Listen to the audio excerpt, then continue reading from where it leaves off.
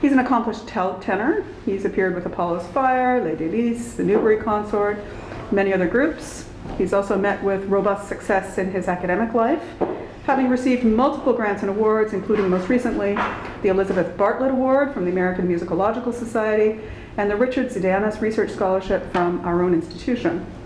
He's given multiple papers and guest lectures on the topic of French song, and he just bought a 19th-century square piano, which means we may soon be hearing some of this material live. For today, it's all academic. The title of his talk, Closing the Wound, Memory and Clinical Nostalgia in the 19th Century Romance. Nathan.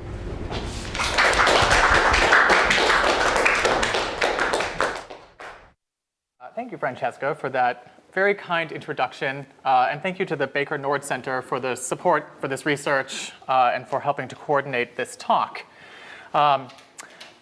So as she said, my talk today is titled Closing the Wound, Memory and Clinical Nostalgia in the 19th Century Romance.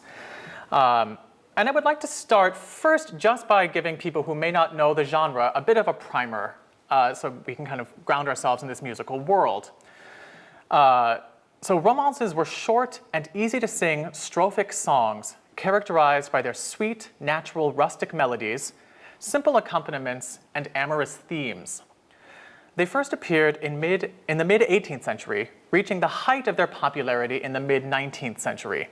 And they pervaded the Parisian musical scene, appearing in operas, public concerts, and aristocratic and bourgeois salons. They were sung by opera singers, professional salon singers, and especially amateurs, and that group is quite large, as we will see in this talk, encompassing, among other people, soldiers and sailors. So in many ways, the Romance was the kind of sonic incarnation of French style and identity, or as critic Paul Scudo asserted in 1850, they were, quote, an essential form of the French national spirit. So getting into the relationship between this genre and memory, I'd like to start by quickly looking at a song by Maria Malibran. Her song, Les Refrains, or The Refrains, from 1835, illustrates the comforting power of childhood tunes. The first couplet positions such songs as a balm for the protagonist's woes, including the homesickness experienced during his exile. Quote, on this shore, poor exile, when I recall my village, when I miss the festivals and the work in our hamlets, the sweet refrains of my childhood charm unceasingly all of my griefs. Elsewhere in the Romance, he sings of music's ability to recall memories erased by age. The vignette at the top of the score highlights the power of recollection, showing a man with a bindle in the foreground, kind of hinting at his transient state, staring off into the distance. Though he is physically with his family, even holding his children, we can see that he's mentally caught up in memory of his own childhood. Musically, the childhood refrain first appears in the piano introduction. Its childlike simplicity is evident in its straightforward harmonic progressions and highly repetitive structure. You can see that it just kind of repeats the same material over and over and hovers between sort of the tonic and the dominant in B flat. The tune also returns at the end on just sort of vocalized la-la-las, though in a slightly altered form, implying that perhaps the man has forgotten the specifics of the childhood tune in his present adult stage. So, the relationship between music and memory is a popular subject in cognitive sciences, and is increasingly so, as seen in Elizabeth Helmut Margulis's 2014 On Repeat. And she writes that familiar music, quote, can have a transportive quality, part of which may relate to the special way that surrounding events and sensations can seem to glom onto musical experiences, such that when we rehear familiar repertoire, vivid episodic memories arise, end quote.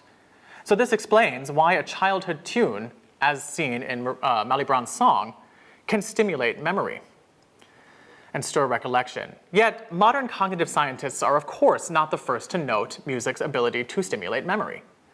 18th and 19th century writers document similar qualities. Adolphe Le Dulce, Le Marquis de Pontécoulant, in his 1868 Les Phénomènes de Musique, claims that music is mnemonic. Quote, "It acts through the memories that it recalls and the images that it retraces." Here, he is referencing Jean-Jacques Rousseau's 1768 writings on the Rance des Vaches, or Swiss herdsman songs.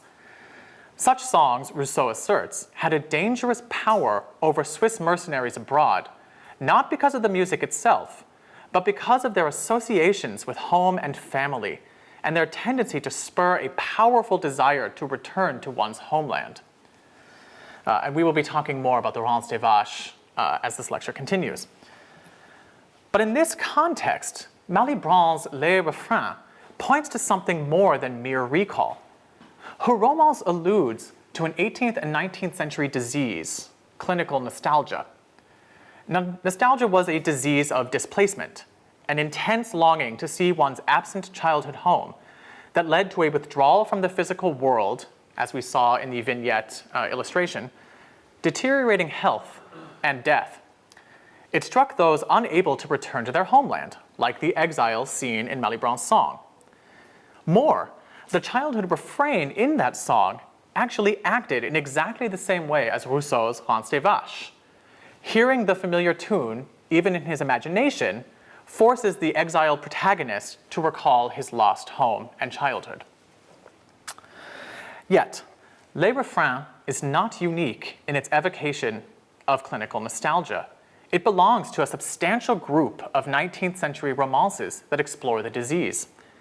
So in this talk, I will examine the ways in which Romance writers folded nostalgia into text, music, and illustrations.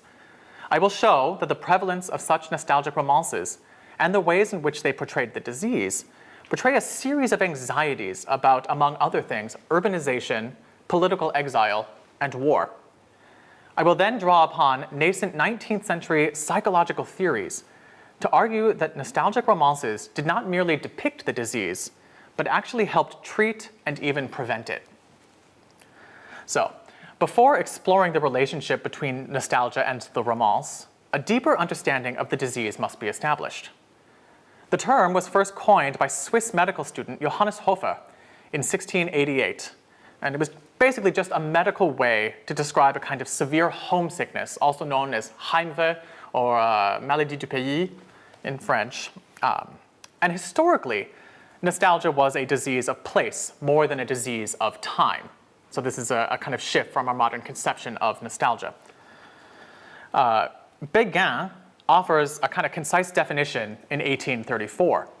Nostalgia is, quote, melancholy produced by the separation from one's homeland, the irresistible and incessant desire to return there. And so while it began in Switzerland, French interest in nostalgia began in the 18th century and increased sharply after the Revolution. Some of this can be traced to the revolutionary levée en masse in 1793 and 94, an unprecedented expansion of the French military in which all able-bodied men between the ages of 18 and 25 were conscripted. During this time, there was a perceived epidemic of nostalgia, with some officials estimating that as many as 5% of total soldiers suffered from the disease. The 1820s and 30s were the real golden age of clinical nostalgia. And at this time, it was a more popular topic for medical theses than monomania and melancholia, with only hysteria attracting more attention. Maybe not surprising there, but nostalgia was a disease of memory and imagination. In 18th and 19th century medical terms, the imagination was not, as Lisa O'Sullivan reminds, linked to a notion of the fantastical, but rather to the reconstruction of previously experienced situations. And this was articulated clearly by Voltaire. Quote, imagination is the power that every sensible being has to represent sensible things in their mind. This faculty is dependent on memory.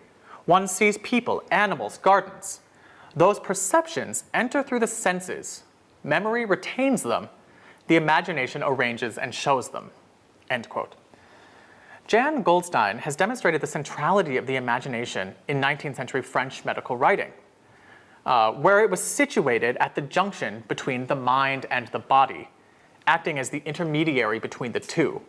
So it was through the imagination that the mind influenced the body and vice versa.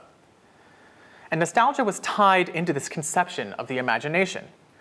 In his 1873 De la Nostalgie, or On Nostalgia, for instance, Grandier writes that, quote, "It is through the union of the imagination and memory that nostalgia occurs.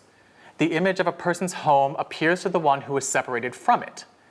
It is initially a simple, even fleeting image, but it can also transform into an idée fixe. That is to say, an idea that carries an irresistible tendency. This tendency so absorbs the spirit, and the images of the homeland reproduce themselves with such tenacity that the will becomes impotent to erase them, leading to full-blown nostalgia." Writing half a century earlier, another physician, Moreau, argues that the disease begins psychologically in much the same way, quote, "and cannot be considered as anything but a profound sorrow that alters day by day and more noticeably the health." In other words, the mind, through the imagination, negatively influences the body. Physical symptoms of nostalgia included fever, listlessness, irregular breathing interspersed with sighs, it's very romantic, lack of appetite, and a weakening body. Emotional symptoms included finding formerly pleasurable occupations tedious, distraction, and, according to Béguin, a growing sadness born of the regret of being separated from the places that the imagination turns to without rest, and of the fear of not being able to return there. This fear soon transforms itself into an overwhelming certitude that reverberates in the viscera and gradually disrupts their functions. As the obsession with home grows, the nostalgic seek solitude so that they can, quote, "caress their favorite chimera and nourish their sorrow." They will, as their body deteriorates, completely isolate themselves to divert all energy to the images of home and family their imagination conjures, becoming, quote, "insensible to the exterior world," end quote. While anyone could suffer from nostalgia, certain groups were more susceptible than others. Nostalgia infected men more than women. Percy and Laurent offer an explanation. They say that a young girl does not leave the comforts of her family except to start a new one. Her soul, filled with the new objects of her tenderness, cannot be influenced or weakened by or erased by her childhood memories.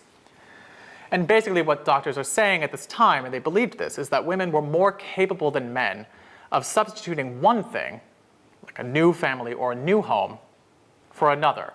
So their old home and their old family, thus effectively staving off nostalgia. That said, most doctors note that poor young women who moved to Paris to be domestic servants could develop the disease. Among men, doctors believed that those from rural and especially mountainous regions were the most vulnerable. Collin, in his 1832 Considérations sur la nostalgie, or Considerations on Nostalgia, identifies the Swiss, the Scottish, and the Bretons as particularly prone to nostalgia.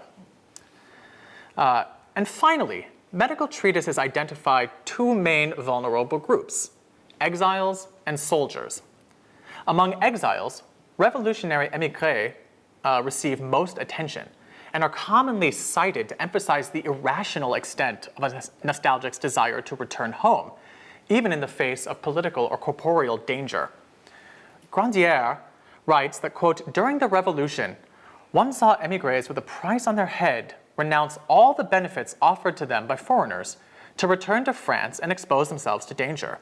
Many died to satisfy that love of country." Meanwhile, the understanding that nostalgia was primarily a military disease was so ubiquitous that Haspel opened his De la Nostalgie by writing that, quote, "It is in the vast field of military hospitals that nostalgia is allowed to harvest by the handfuls," end quote. Typically, doctors agree that nostalgia struck most devastatingly on long, difficult campaigns. Béguin claims that, quote, "When misery mounts, the imagination turns to happier situations. The phantom of the homeland, with its charms, its joys, its securities, rises before the distressed young man, and nostalgia seizes its prey." Collin identifies several examples of kind of typical nostalgic epidemics due to military hardship, including campaigns in Year 2, Year 8, and the Egyptian campaigns under Napoleon. Nostalgia later was also a concern for soldiers and colonists in Algeria and Central and South America. So, while we have focused on doctors so far, knowledge of the disease was not restricted to the medical sphere. Romance poets and composers often drew upon nostalgia as a subject for songs.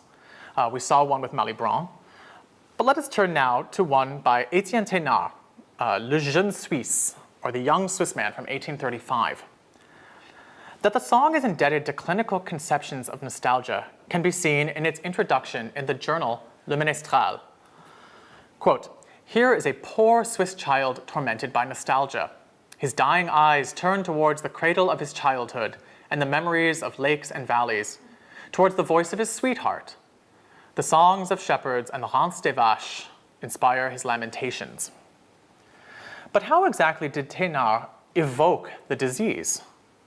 Well, the music itself resembles a Tyrolean, a reference to the mountainous regions of Switzerland, perhaps, with its andante tempo, its triple meter, and later, though you can't see it here, its wordless vocalisms on tra-la-la. These are kind of standard features. Drones, as you can see here, reinforce the rustic nature of our protagonist. If you see it, there's just a repeated G and D in the bass line throughout the entire piano introduction. The lyrics mirror the medical descriptions of nostalgia I've outlined. The young Swiss protagonist, and remember the Swiss are a vulnerable group to this disease, languishes abroad, growing physically weaker, remembering his homeland. With a dying voice, he shares his nostalgic desire with the refrain, "Beloved land, O Switzerland, O my patrie, perhaps one day I will be able to see you again, to embrace Rose, my sweetheart. Until death, my heart nourishes hope." Musically, the reality of his nostalgic state is juxtaposed with the images of his homeland, with a modulation from G minor to G major. And you can see I've boxed these off here. The piano introduction comes in G major. We modulate to G minor for the kind of verse, and in the refrain, the second square, we modulate back to G major.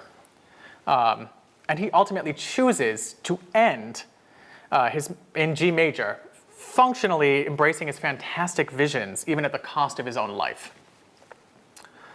So, Lucian Swiss is but one of many romances inspired by nostalgia. In part, the popularity of the disease can be explained by the historically close relationship between music and nostalgia, seen clearly in Rousseau's writings on the Swiss Rance des Vaches, or again, those Swiss herdsmen songs.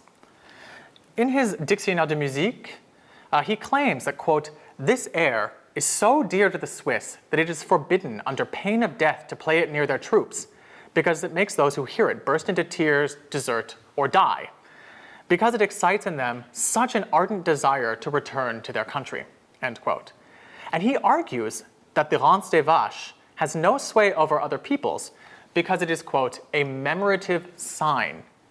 So its power is not inherent in the music itself, but in its ability to force Swiss soldiers to recall their homeland and childhood joys, and to, quote, "excite in them a bitter grief to have lost all of that," end quote. So as early as the 1760s, the Rance des Vaches was a signifier of nostalgia, and it gets used in the Romance, but it also finds its way into symphonies, operas. The tunes like these were running around everywhere. Berlioz's Symphonie Fantastique has a whole movement built around a Rance des Vaches. So this becomes a major signifier of the disease. But returning to Lucian Swiss, it becomes clear that the piano introduction is actually meant to imitate a kind of stylized Rance des Vaches. Here, functioning exactly like a memorative sign. Before singing, we can imagine that our protagonist hears the melody in G major. He comes in his sad reality in G minor. And then under the word desire, or désir, you see that piano motive returns, modulating him back to G major. So it's that Rance des Vaches that gets him into his nostalgic major mode. So, 19th century doctors continued to warn of the dangers of the Rance des Vaches, though they added that any national air could have the same effect. Candiaire claims that all authors have concentrated on the influence of music on the development of nostalgia, and have reported that certain national airs have the sad privilege of producing it in people who have long been absent from their country. The Rance des Vaches still exerts an indisputable influence over the Swiss. One can say the same thing about the Breton Ananigouz, the mountain songs of Slovenia, and Scottish ballads, because these songs act in the same manner described by Rousseau. So for him, such national songs are all memorative signs, able to, quote, magically transport the spirit to the world of absent things. However, he adds that any number of objects could be memorative signs or chance causes of the disease, including a letter about one's childhood, hearing one's native language, and a material souvenir from one's homeland. Church bells are a common memorative sign in romances, as in Louis Fortin's 1861 Les Cloches du Soir, or Night Bells. And the song begins with an imitation of bells. You can kind of see the hammer-like sound in the right hand, for example. It begins with an imitation of bells, and in much the same way as in Lucian Swiss, these sounds force the minstrel protagonist to recall his homeland and his childhood. Quote, "Night bells, your sweet harmony speaks to my heart of my paternal manor, of my childhood days when your blessed voice made me dream, holy night bells." The front cover illustration emphasizes the protagonist's nostalgia. He sits isolated, staring somberly into the distance. His lute remains unplayed. Perhaps former pleasures no longer attract him. Even as he leans forward longingly, the separation between him and the far-off bell tower visually reinforces the temporal distance between his present and his childhood, and the spatial distance between him and his homeland. Bells as emblems of home were a common poetic trope in 19th century France, often employed to evoke an autobiographical past. As Chateaubriand writes, quote, "Everything is found in the enchanted reveries that the sounds of our native bells plunge us into. Religion, family, country, the cradle and the tomb, the past and the present. They are," end quote. "They are in many ways a French equivalent of the Swiss Rance des Vaches." Many nostalgic romances feature the groups most susceptible to nostalgia that I outlined earlier. We have seen the Swiss, but other mountain dwellers also receive attention. As in Alexandre Choron's Le Montagnard émigré, Bretons are also common, including examples in Antoine Romagnési's Le Navigateur Breton, the Breton navigator, and Pauline Duchamp's L'air du pays, or the air of the country. There are also romances about women leaving the country to work in Paris, such as Louise Puget's wildly famous À la grâce de Dieu, or By the Grace of God. And unsurprisingly, soldiers are by far the most frequent nostalgic in song. Among them, Duchamp's Mon pauvre Pierre and Aristide de la Tour's Le Sort. And I want to focus on the illustrations for a second, because many of them actually end up mirroring common images in France more broadly of conscripts being torn from their families. I provided a couple here, but these are really common at the time as paintings, as drawings, as lithographs or engravings. They were found all over. And a lot of the front cover illustrations draw upon this kind of set of stock images in the song as well. We can see in this first one, a pair of lovers saying goodbye before a Breton conscript goes off to war. In the middle, we have another pair of lovers. These are songs about love, so this is pretty common, but another pair of lovers saying goodbye. And in the third one, we actually have a woman leaving for Paris to do work. She's over here on the left, and her crying mother and father and younger siblings are seen there. And this kind of creates something of a visual analog between soldiers going off to war and women going off to domestic work. The risk of fatal nostalgia existed for both groups. So, thus far, the romances examined show how nostalgia manifested in song. They do not explain why there was such a fascination or even obsession with the disease. And the answers lie in the songs themselves, which betray several key anxieties. The first was increased urbanization, particularly the ever-increasing centrality of Paris. Edmond Stalber, in his Le Mal du Pays, or that's just another French word of saying nostalgia, illustrates this anti-urban sentiment. A young shepherd arrives in Paris, told that he will forget his homeland in the face of the city's gold and theaters. Instead, he develops nostalgia and begins to die until he decides to return to his village, where he makes a full recovery. And this pastoral sentiment reinforces a broader movement, the so-called cult of local memories, a manufactured educational movement from the 1820s to the 1880s designed to foster a greater love of local regions in order to produce a sense of place, a deep emotional and intellectual attachment combining kind of territorial identification with membership in a social or political community. Nostalgic romances also offered an opportunity to comment on French military efforts, especially the colonization of Algeria, by showing the personal toll that those invasions had on French soldiers. And more will be said on this later. But finally, nostalgic romances criticized political exile. Caroline Crestay's L'Exilé de la Guyane, for instance, comments on overseas penal colonies during the Directory, when over 300 men, including royalist deputies, were sent to French Guiana following the coup of 18 Fructidor. Once there, many died. Survivors, most pardoned by Napoleon in 1799, wrote accounts of their suffering, and one such survivor, Ange Pitou, called his deportation the, quote, dry guillotine, and complained of insects, crocodiles, and infertile soil. And so while most of the complaints in these memoirs kind of focus on environmental hardship, Crestay, the composer here, ultimately couches the pain of this exile in the language of nostalgia. The protagonist sings, "In these deserts I will end my life. I am French and no longer have a country." She emphasizes the fatal potential of the disease in the final couplet. Oh, didn't put that there. In the final couplet, quote, "My heart will never savor the charms of the cherished places that were my cradle. Sinnemarie, where my tears run, is nothing for me but an immense tomb."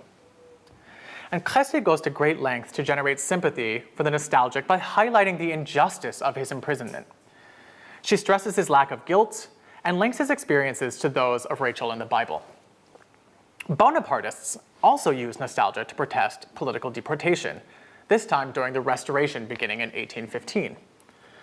Such is the case in Les Bannis, written probably in the early 1820s by a composer, Monsieur L., which begs for mercy for exiles, likely following an 1816 law in which ultra-royalists excluded so-called regicides from a general amnesty after the Restoration. The composer laments their fate in the first couplet, homing in on the emotional pain of nostalgia. What cruel fate harries the footsteps of these banished ones who are our brothers? They ask for nothing but death, wandering on foreign shores. In all places, they seek the sky of their cherished land. If it is missing from their sight, it shines in their tender souls. He then addresses the final couplet to the deportees themselves. Referencing a common temporary cure for nostalgia, the hope of returning home, he instructs them to dry their tears because people in France are seeking clemency for their actions. While some of the affective power of the song comes from references to the exile's glorious military past, reinforced by the march-like music in D major, and you can see even at the top left, it says Mouvement de Marche. The most powerful emotional appeals for pity depend upon the rhetoric of nostalgia. As he writes, quote, "Far from all that one cherishes, one dies 100 times each day," a statement that would have been understood as much medically as metaphorically. And finally, I would like to turn now to the romance as a medical tool, beginning with a largely tongue-in-cheek article entitled La romance après dîner, or the romance after dinner. Quote, "On your worst days in a foreign land, during the worst afflictions, you will hear with tears the sounds of your daughter's or sister's voice, and you will sing the romance that she sang for you one evening in June in your country amid your family. Woe to those who do not carry within themselves such tender memories. Among all the noble exiles in Poland, Italy, or Germany, how often have you heard one of these songs that cause your childhood, family, and country to live again in your heart? This, above all, is the magical and primary charm of a romance. So the anonymous author here positions the romance as a balm for nostalgia, putting him at considerable odds with the conventional wisdom outlined earlier that national airs like the Rance des Vaches caused nostalgia by forcing one to recollect their absent homeland. Yet he argues that the romance's curative power lays in this very ability to vividly recall familial scenes abroad. So is this just a bizarre claim used to conclude a largely comedic piece? Or does this tap into broader and more sober currents of medical thinking? Well, a consultation of a wide range of historical sources reveals that music was an accepted treatment for nostalgia, and that the romance was regarded as an especially effective medical tool. More, the genre's status as a national and domestic symbol allowed it to act as a sonic simulacrum of home, making the romance, in a very real sense, a prophylactic against nostalgia for exiles, colonists, and soldiers. Revolutionary and Napoleonic émigrés, specifically the royalist nobles, so I want to be very clear, I'm talking about a group of the émigrés, offer an early example of how music functioned to relieve nostalgia. Often, such exiles resisted assimilating in their host countries by maintaining, as much as materially possible, the customs and material realities of France.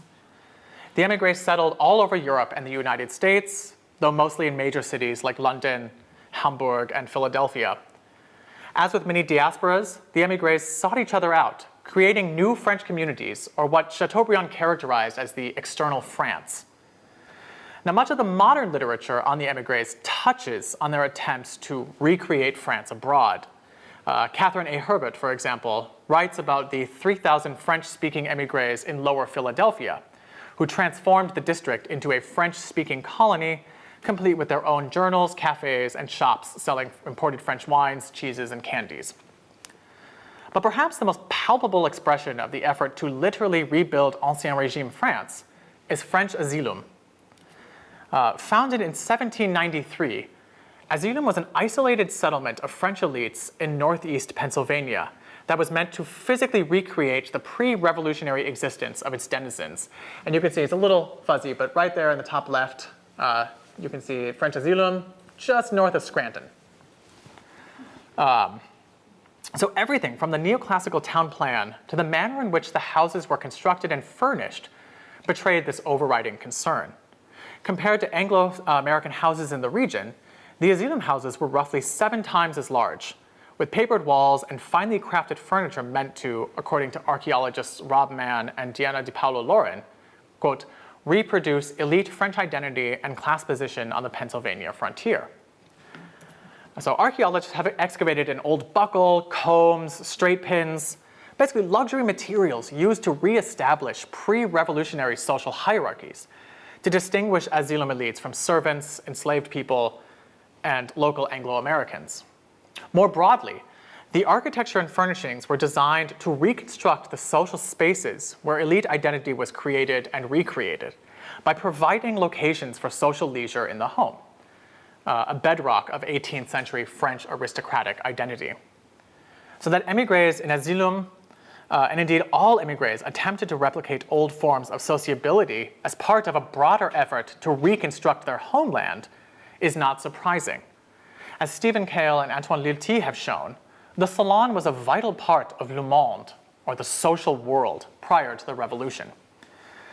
While there was no standard for salons, they were primarily a venue for conversation and divertissements, including dining, games, and of course, music.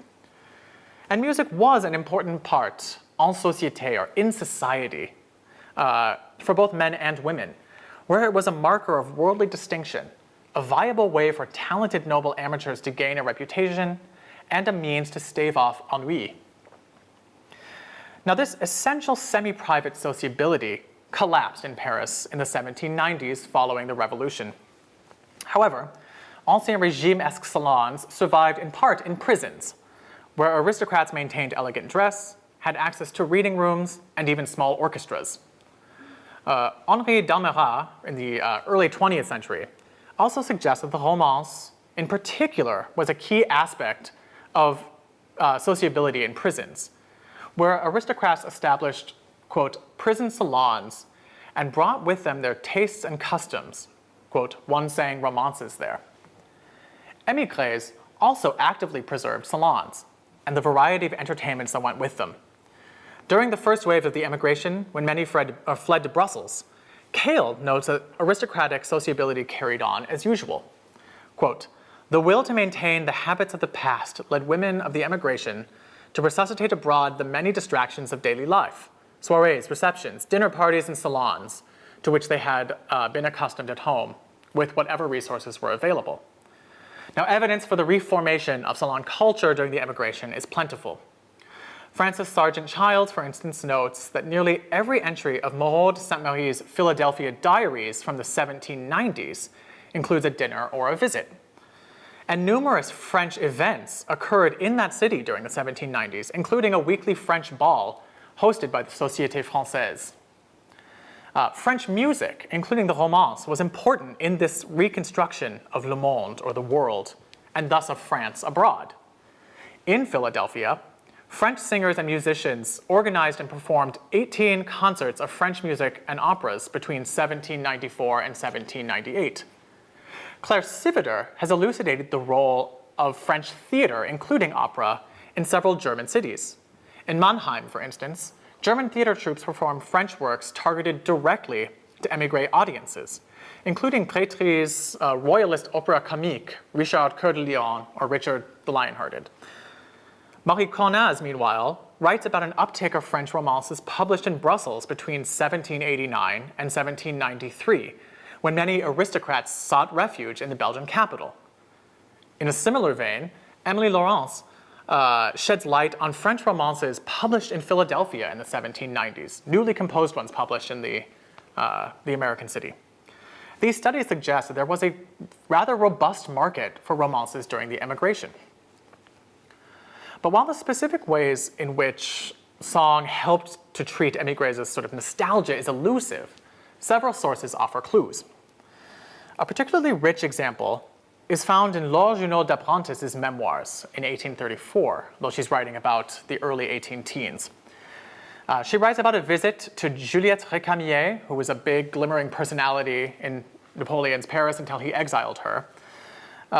She writes about a visit to Juliette Récamier in Lyon with Madame Dumerc. Quote, remind me of some of our shared memories, Madame Récamier said to us. Sing a French romance, not Italian. Madame Dumerc asked me to accompany her in a romance by Boieldieu, with words by Monsieur de Longchamp, who composed them the moment he left for America, exiled by the Directory. The lyrics are full of heartfelt sadness and natural sentiment. Madame Récamier understood it so well that she often had teary eyes, especially during the final couplet. These flowers that I planted myself far from my eyes will blossom. Deprived of the good master that he loves, my dog will perhaps die. Touched by my sad misfortune, my friends will speak of me. Then, driving off the disturbing idea, before my death, they will forget me. Oh, such profound melancholy in these verses. I understand why the exile cries when hearing them. So not only did the specific romance, which very much resembles the nostalgic romances we discussed earlier, speak to Madame Récamier's specific experiences in exile, the genre more broadly reminded her of her lost home. Paul Scudo references a similar account in his 1815 article on the history of romances. Quote, did not the Republican Lazare Carnot console himself during his exile in Magdebourg by singing Romagnési's Why Can't We Always Dream? Carnot, who served as the Minister of the Interior for Napoleon during the 100 Days, was exiled as a regicide in 1816. And wrote the lyrics that Romagnési set to music under the title Le Rêve that same year. The song was also dedicated to Mesdames Opinel and Bertrand, the latter of whom accompanied her husband, General Bertrand, to St. Helena to kind of live out Napoleon's final days in exile. So perhaps the song served the same consolatory function for her as it did for Carnot. In any case, the lyrics express a desire to live in a utopic dream world in which there were no more tyrants or slavery, a kind of overly rosy way of painting Carnot's time with Napoleon, perhaps. However, the white terror emerges in the final couplet, dashing his idyllic dreams. But a noise similar to thunder came to tear me away from my slumber. False happiness disappeared at my awakening, leaving no vestige of my misconception. Adieu charms, adieu happy days. All that I see again upsets me. Why can't we always dream?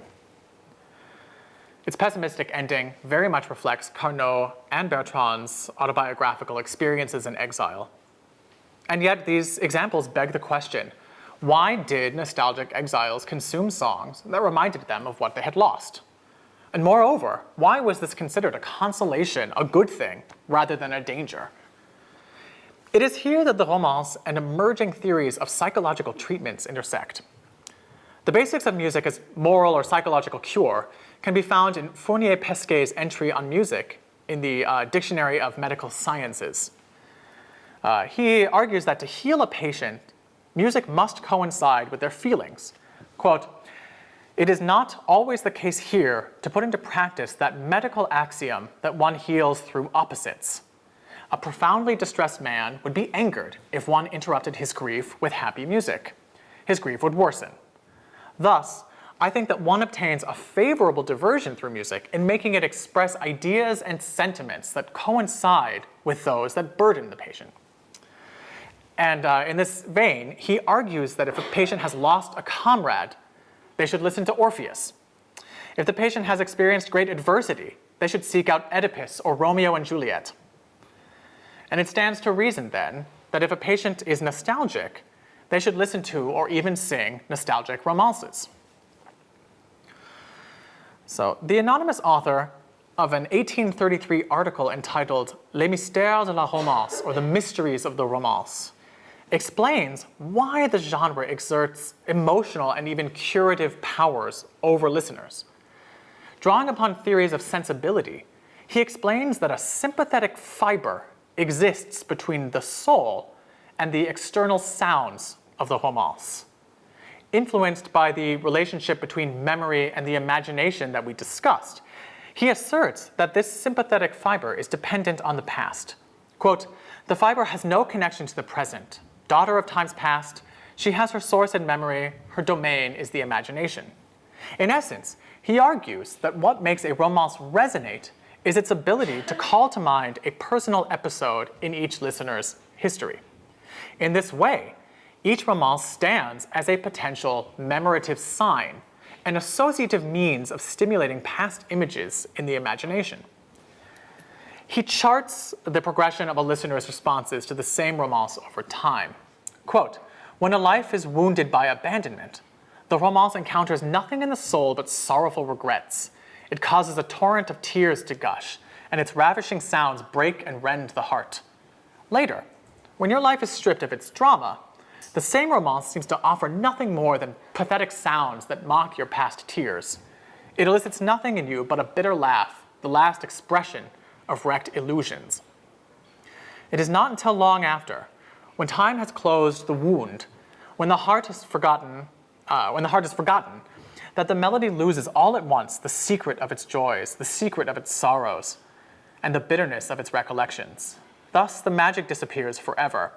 The sounds of the romance again strike the ear, but they no longer contain mysteries for the soul."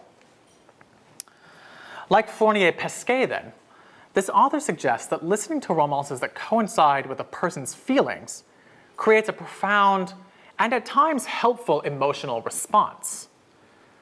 But how do such romances help close the memorative wound? Well, medical writings on nostalgia actually provide something of an answer.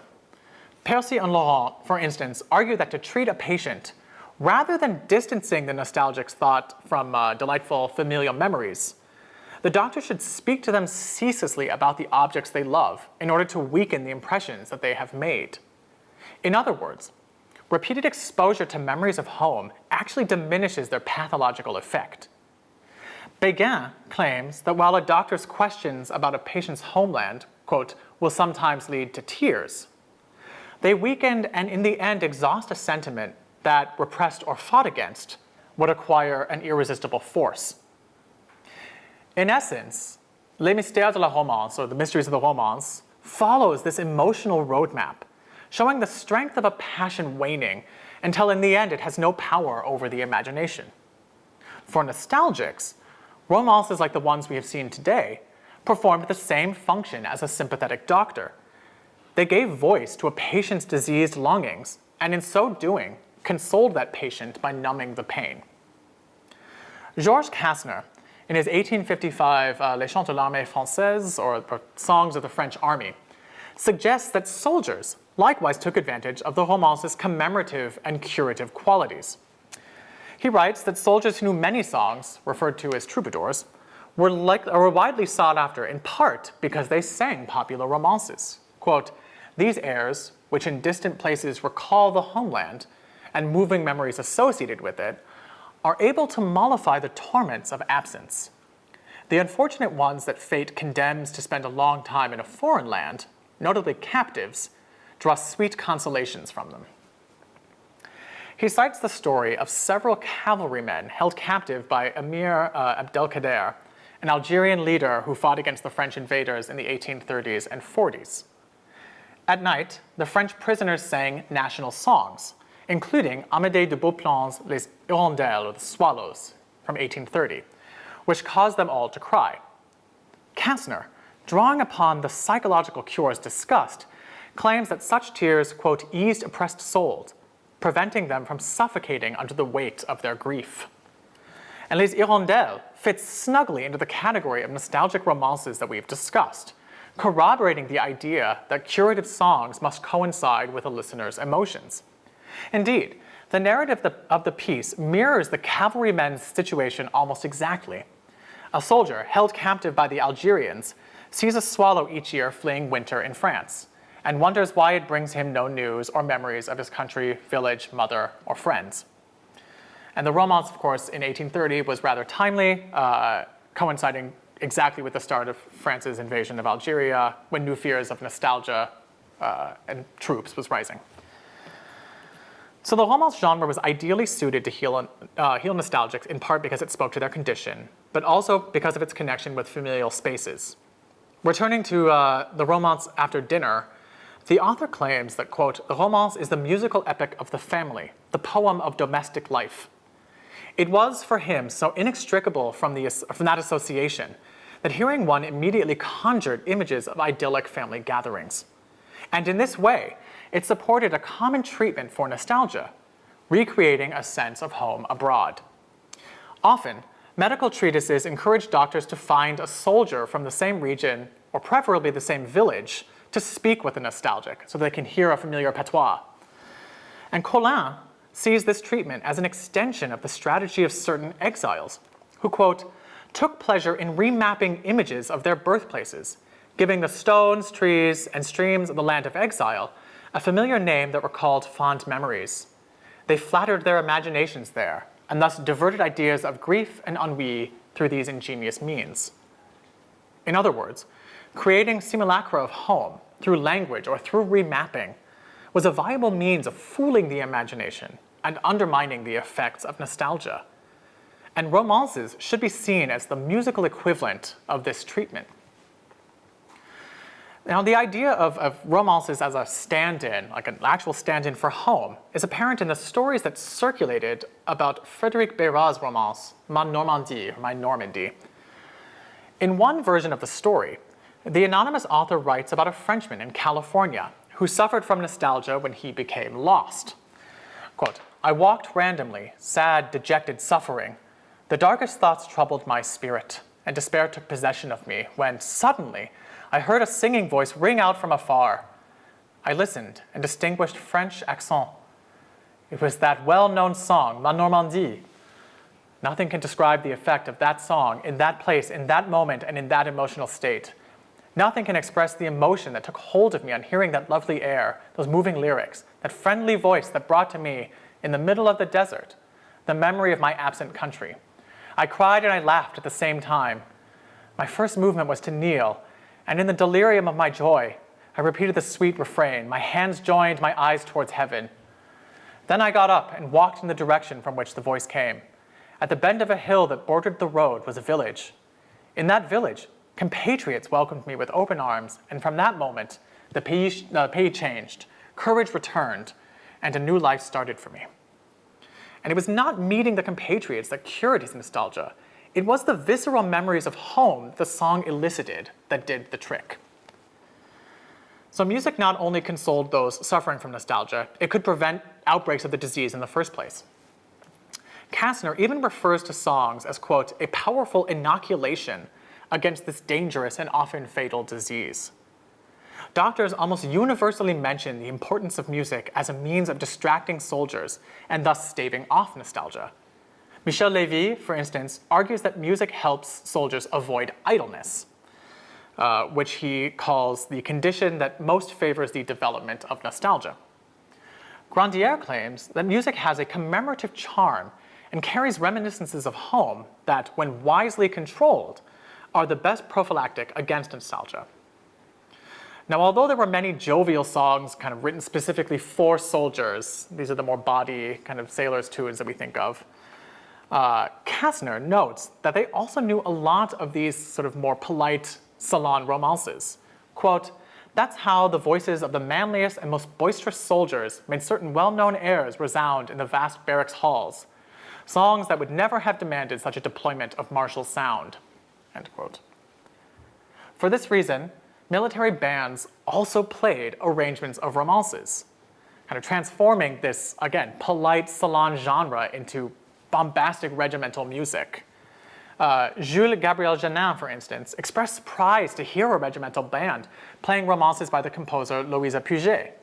Is it not strange? An army marching to fight while music plays in the distance, melodies sprung from the head of a young girl. But romances played by the band, just like those that were sung, conjured images of distant France.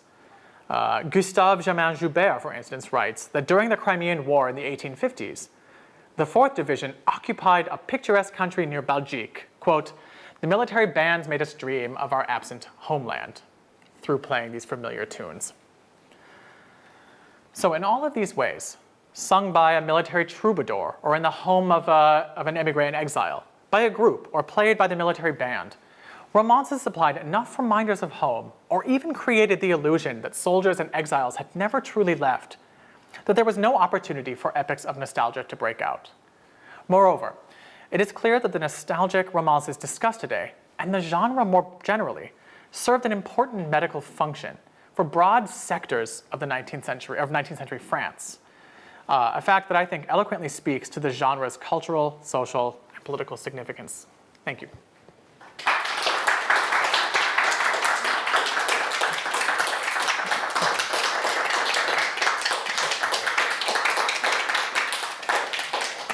I would be happy to field any questions.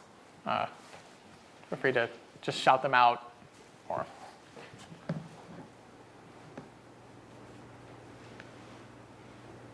Francesca. Nathan, as if you haven't heard enough from me already. Here are two things that occurred to me. What a great talk. I love this talk. I love that military bands were playing arrangements of these parlor songs. I mean, how bizarre is that, right? So here are two things. One is more recent bodies of cognitive science and music cognition, kind of literature in that arena, that explains why depressed people listen to sad music. And it would be great in this talk to just jump forward to more recent cognitive science because it argues all the same things. And yet, if you were to ask people who work on music cognition, whether there were precedents for these theories, they would say no. So, this is just a really interesting thing to elucidate. And then I also was thinking about the ways that even in France, at the height of nationalist fervor, right, that sonic nationalism itself was from the get-go understood as pathological. Like normally we talk about nationalism as a kind of pathology that played itself out geopolitically over time and which we now recognize as, a malaise on, like the human psyche and, et cetera. But what's fascinating is that right from the beginning, the constructors of this form of sonic nationalism knew it was pathological. I mean, what do you think about that? Yeah, so just to repeat for people listening at home, the question is, what do I think about the idea that from the get-go in France, they were framing kind of consciously nationalism and music, sonic nationalism, as pathological? And that's a very good question. I think part of it has to do with the specific historical moment. This is the time that we get the rise of new kind of moral ideas or psychological ideas, specifically in France. Ideas that the mind has more to do with health than we thought. And that there is a kind of permeable barrier between the internal self and the exterior, or the external self, or the larger political body out there. And you can kind of draw metaphors between the two that I think are understood kind of more broadly. I don't know if that makes any sense. Mm-hmm. It's one of those sentences I would have to go over and over again as I was trying to write it. But yeah, I think mostly it does just speak to this idea that the mind and like sort of the nervous system and all of this is right in both the medical consciousness and the public consciousness. And so it can't help but get wrapped up into discussions of nationalism and music, both of which depend on those. I don't know if that makes any sense. Yeah, nervous body politics. But yeah, I think it's just a powerful metaphor that resonates specifically at this time. Other questions or feedback? Yeah, Christine. Yeah, thank you so much. I think, can everyone hear me? Thank you. That was just such a great talk, and I would have lots of questions, but I'll just pick one, which is about your chronology and also your delimitation of time periods. Because you talked about the 18th century quite a lot. You talked about Rousseau and his Dictionnaire. You talked later about the Directory, so end of the 18th century, and then unless I missed something, you didn't go that far up in the 19th century. You talked about the Korean War, but you're not talking so much about the late 19th century, unless I missed something. So how did you decide on are those markers, are they representative of your study, or is there a specific reason for those in your talk today? Yeah, no, that's a great question. So it was about the reason why I kind of drew the chronological markers that I did, starting in the mid to late 18th century Rousseau, and not going too far into the late 19th century, kind of stopping around the 1850s and 60s. And yeah, the big reason for that is that the genre I'm studying begins to fade from popularity around 1870. We get kind of new poetic and musical aesthetics that lead to a much more serious and difficult song genre known as the mélodie. So people know Fauré or Debussy. They're writing in a kind of new song genre that, at least in modern scholarship, has overshadowed the genre that I'm looking at. The other reason, I think, is that ideas of nostalgia also begin to fade around the 1870s. It begins to transform into our modern conception of nostalgia as just being a sort of vague and even commodified longing for the past, rather than a kind of specific disease of displacement that could kill people. You know, there are holdovers. For instance, even in World War I, they were sending soldiers home for nostalgia in France, but the last kind of official death caused by nostalgia, I believe, was in the 1870s, according to French doctors. And it really does shift, starting with kind of Balzac, but certainly getting into Proust. Ideas of nostalgia begin to change into their more modern conception. So 1860s and 70s are a good kind of stopping point to talk about the pathology of nostalgia. And it just happens to coincide kind of perfectly with the kind of fading of the genre that I'm talking about as well. Perhaps both, you know, showing shifts and sensibilities. Thank you so much for coming.